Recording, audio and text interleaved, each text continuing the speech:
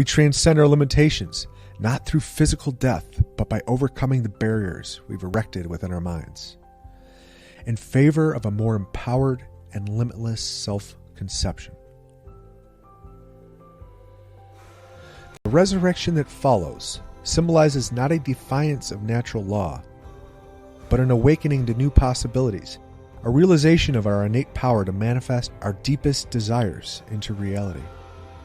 The ascension is not about a physical rising into the heavens, but about ascending in consciousness. It symbolizes the individual's ability to rise above the material plane and enter a state of divine awareness, where the limitations of the physical world are transcended and one's divine nature is fully realized. Yes, Neville Goddard related Jesus to several metaphors beyond Golgotha, deeply embedding his teachings in allegorical interpretations that offer a rich, symbolic understanding of spiritual principles. One significant metaphor that Goddard frequently explored was the concept of imagination. He equated God as synonymous with the human imagination, positing that the divine essence and creative power we attribute to God are actually inherent within the human mind.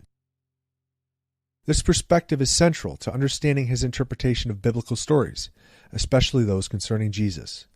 In Goddard's allegorical framework, Jesus symbolizes not just the human imagination, but also the realization of its divine potential. The stories of Jesus' life, teachings, and miracles serve as metaphors for the journey of awakening the divine imagination within ourselves.